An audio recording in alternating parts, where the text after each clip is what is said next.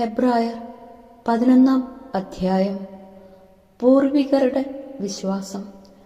വിശ്വാസം എന്നത് പ്രത്യാശിക്കുന്നവ ലഭിക്കുമെന്ന ഉറപ്പും കാണപ്പെടാത്തവ ഉണ്ട് എന്ന ബോധ്യവുമാണ്. ഇതുമൂലമാണ് പൂർവികന്മാർ അംഗീകാരത്തിന് അർഹരായത്. ദൈവത്തിൻ്റെ വചനത്താൽ ലോകം സൃഷ്ടിക്കപ്പെട്ടെന്നും കാണപ്പെടുന്നവ കാണപ്പെടാത്തവയിൽ നിന്നുണ്ടായി എന്നും വിശ്വാസം മൂലം നാം അറിയുന്നു. വിശ്വാസം മൂലം ആബേൽ കായേന്റേതിനേക്കാൾ ശ്രേഷ്ഠമായ ബലി ദൈവത്തിന് സമർപ്പിച്ചു. അതിനാൽ അവൻ നീതിമാനായി അംഗീകരിക്കപ്പെട്ടു. അവൻ സമർപ്പിച്ച കാഴ്ചകളെക്കുറിച്ച് ദൈവം തന്നെ സാക്ഷ്യം നൽകി. അവൻ മരിച്ചെങ്കിലും തൻ്റെ വിശ്വാസത്തിലൂടെ ഇന്നും സംസാരിക്കുന്നു. വിശ്വാസം മൂലം ഹെനോക്ക് മരണം കാണാതെ സംവഹിക്കപ്പെട്ടു. ദൈവം അവനെ സംവഹിച്ചതുകൊണ്ട് പിന്നീട് അവൻ കാണപ്പെട്ടുമില്ല. അപ്രകാരം എടുക്കപ്പെടുന്നതിന് മുൻപ് താൻ ദൈവത്തെ പ്രസാദിപ്പിച്ചുവെന്ന് അവന് സാക്ഷ്യം ലഭിച്ചു. വിശ്വാസമില്ലാതെ ദൈവത്തെ പ്രസാദിപ്പിക്കുക സാധ്യമല്ല. ദൈവസന്നിധിയിൽ ശരണം പ്രാപിക്കുന്നവർ ദൈവം ഉണ്ടെന്നും തന്നെ അന്വേഷിക്കുന്നവർക്ക് അവിടുന്ന് പ്രതിഫലം നൽകുമെന്നും വിശ്വസിക്കണം. വിശ്വാസം മൂലമാണ് നോഹ അന്നുവരെ കാണപ്പെടാതിരുന്നവയെപ്പറ്റി ദൈവം മുന്നറിയിപ്പ് കൊടുത്തപ്പോൾ തൻ്റെ വീട്ടുകാരുടെ രക്ഷയ്ക്ക് വേണ്ടി ഭയഭക്തിയോടെ പെട്ടകം നിർമ്മിച്ചത്. ഇതുമൂലം അവൻ ലോകത്തെ കുറ്റം വിധിക്കുകയും വിശ്വാസത്തിൽ നിന്നുളവാകുന്ന നീതിയുടെ അവകാശിയാവുകയും ചെയ്തു. വിശ്വാസം മൂലം അബ്രാഹാം തനിക്ക് അവകാശമായി ലഭിക്കാനുള്ള സ്ഥലത്തേക്ക് പോകാൻ വിളിക്കപ്പെട്ടപ്പോൾ അനുസരിച്ചു. എവിടേക്കാണ് പോകേണ്ടതെന്നറിയാതെ തന്നെയാണ് അവൻ പുറപ്പെട്ടത്. വിശ്വാസത്തോടെ അവൻ വാഗ്ദത്ത ഭൂമിയിൽ വിദേശിയെപ്പോലെ കഴിഞ്ഞു. അതേ വാഗ്ദാനത്തിന്റെ അവകാശികളായ ഇസഹാക്കിനോടും യാക്കോബിനോടുമൊത്ത് അവൻ കൂടാരങ്ങളിൽ താമസിച്ചു. ദൈവം സംവിധാനം ചെയ്തതും നിർമ്മിച്ചതും അടിസ്ഥാനം ഉറപ്പിച്ചതുമായ ഒരു നഗരത്തെ അവൻ പ്രതീക്ഷിച്ചിരുന്നു. തന്നോട് വാഗ്ദാനം ചെയ്തവൻ വിശ്വസ്തനാണെന്ന് വിചാരിച്ചതുകൊണ്ട് പ്രായം കവിഞ്ഞിട്ടും സാറ വിശ്വാസം മൂലം ഗർഭധാരണത്തിന് വേണ്ട ശക്തി പ്രാപിച്ചു. അതിനാൽ ഒരുവനിൽ നിന്ന്, അതും മൃതപ്രായനായ ഒരുവനിൽ നിന്ന്, ആകാശത്തിലെ നക്ഷത്രാജാലങ്ങൾ പോലെയും കടൽ തീരത്തെ സംഖ്യാതീതമായ മണൽത്തരികൾ പോലെയും വളരെ പേർ ജനിച്ചു. ഇവരെല്ലാം വിശ്വാസത്തോടെയാണ് മരിച്ചത്. അവർ വാഗ്ദാനം ചെയ്യപ്പെട്ടത് പ്രാപിച്ചില്ല. എങ്കിലും ദൂരെ നിന്ന് അവയെ കണ്ട് അഭിവാദനം ചെയ്യുകയും തങ്ങൾ ഭൂമിയിൽ അന്യരും പരദേശികളുമാണെന്ന് ഏറ്റുപറയുകയും ചെയ്തു. ഇപ്രകാരം പറയുന്നവർ തങ്ങൾ പിതൃദേശത്തെയാണ് അന്വേഷിക്കുന്നതെന്ന് വ്യക്തമാക്കുന്നു.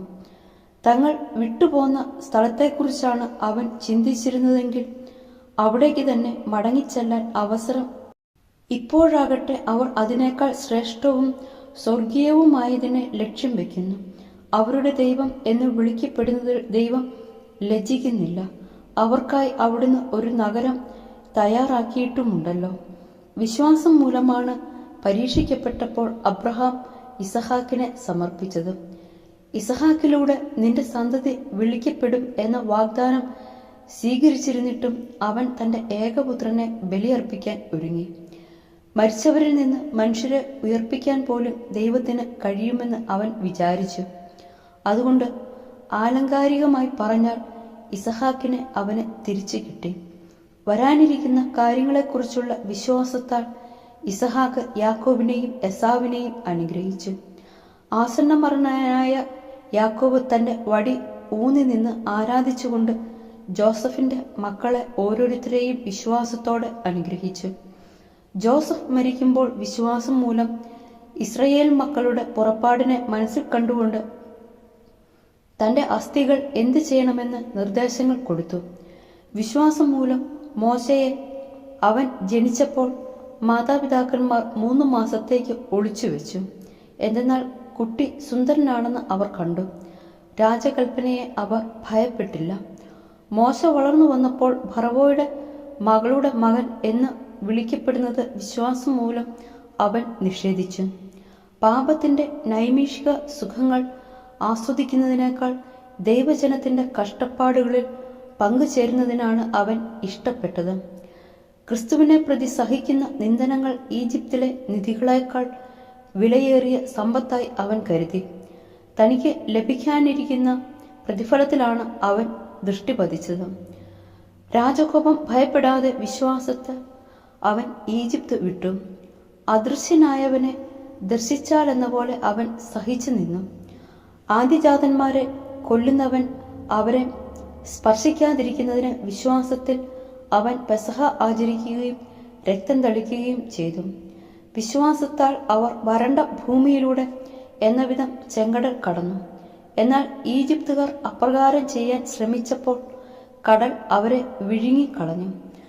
വിശ്വാസത്തോടെ ഇസ്രയേൽ ജനം ജെറീക്കോയുടെ കോട്ടകൾക്ക് 7 ദിവസം വളുത്തുവെച്ചപ്പോൾ അവ ഇടിഞ്ഞു വീണു. വേശ്യയായ റാഹാബ് വിശ്വാസനിമിത്തം ചാരന്മാരെ സമാധാനത്തിൽ സ്വീകരിച്ചതുകൊണ്ട് അവൾ അവിശ്വാസികളോടൊപ്പം നശിച്ചില്ല. കൂടുതലായി എന്താണ് ഞാൻ പറയേണ്ടത്? ഗിദയോൻ, ബാറക്, സാംസൺ, ജെഫ്ത, ദാവീദ്, സാമുവൽ ഇവരെക്കുറിച്ചും പ്രവാചകന്മാരെക്കുറിച്ചും പ്രതിപാദിക്കാൻ സമയം പോരാ. അവർ വിശ്വാസത്തിലൂടെ പിടിച്ചടക്കി, നീതി നടപ്പാക്കി, വാഗ്ദാനങ്ങൾ സ്വീകരിച്ചു, സിംഹങ്ങളുടെ വായകൾ പൂട്ടി,